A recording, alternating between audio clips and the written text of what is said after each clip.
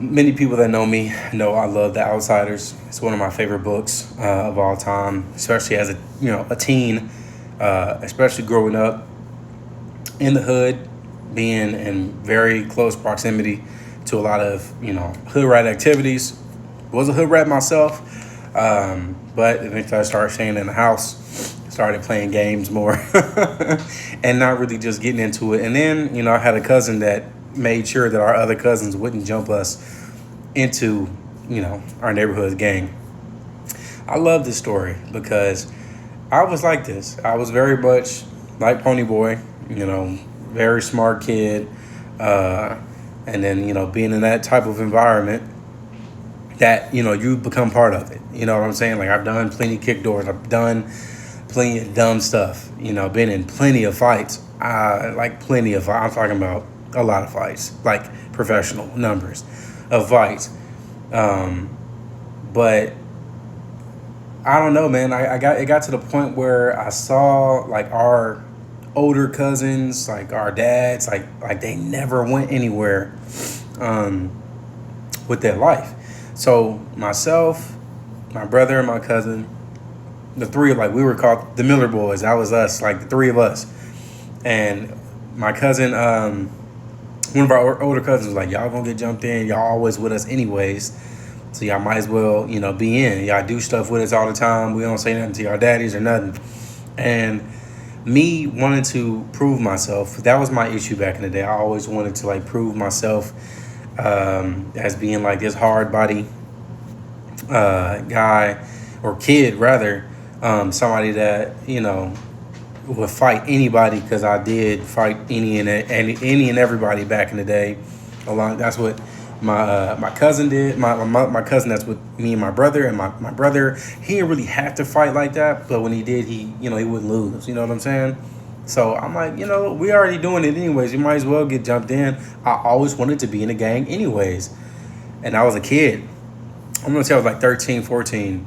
And I remember it was about to happen. And then our other cousin, who was like up there when he was like, we're not going to let them do this. We're not going to let them go down the same path we going. And if it wasn't for my cousin Chris, I probably would still be living in my hometown. I definitely would be in jail because I really wanted to prove to my cousins that I was like that.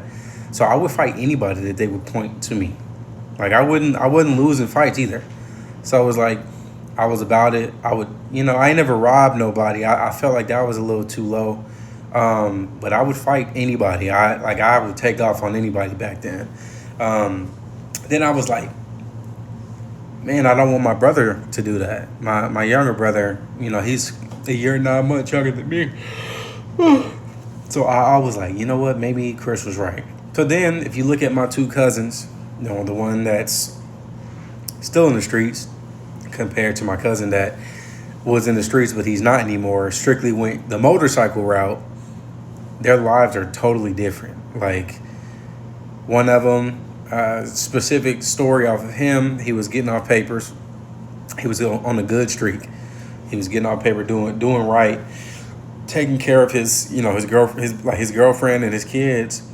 And then something stupid happened.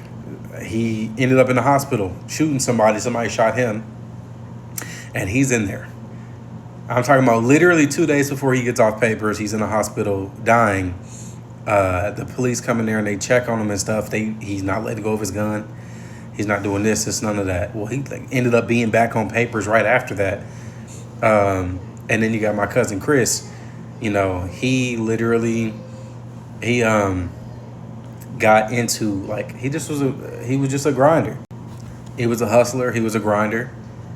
And he's got plenty of motorcycles now. He's got his own place. Well, both of them have their own place, but one house is better than the other.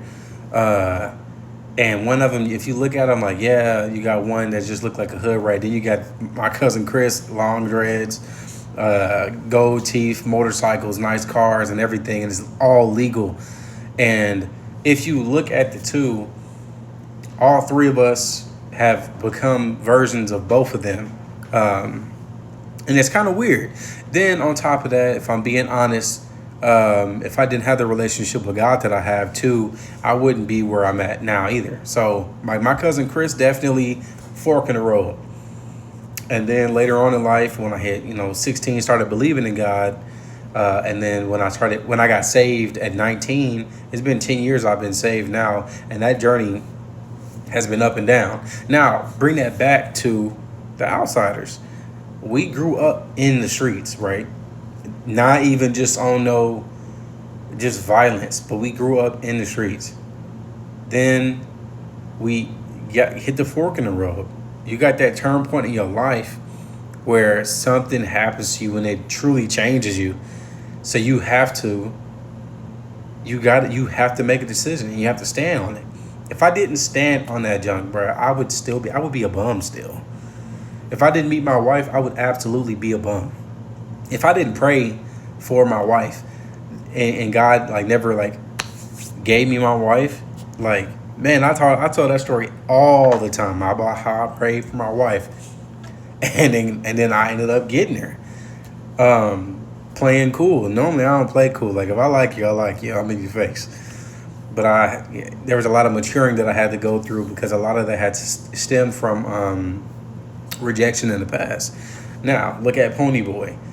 He's got two brothers. Their parents are dead. Both his brothers are they're paying for his life. He meets and one night he hangs out and everything changes. His best friend Johnny ends up dying. Well, pretty sure Johnny killed himself. No, he saved him and burned to death. It's just sad. It's sad too because I know people that have gone through that. The lady that wrote this book said this happened to her friends in real life, and I have also gone through similar experiences where you with a group of people, you friends with it. I was friends with the rich white kids, friends with them, and then the hood rats at an all white school. I was friends with both of them because it just clicked. And I'm talking about there's this one dude, right? I judged him crazy when I was a freshman or sophomore. He had just got out of juvenile detention. And he was a really hood dude, right? But I think it was an ethics class or something, and I moved my backpack away because he could have beat me up, y'all. I'd never lost a fight. I have never lost a fist fight. I did not want to have any losses on my record. That's why I don't fight now. But I moved my bag, and he was like, "What, you think I'm gonna steal something from you?" And it's very much slang. It's like how Atlanta people talk, right? If I didn't read books, I wouldn't even speak the way that I do now.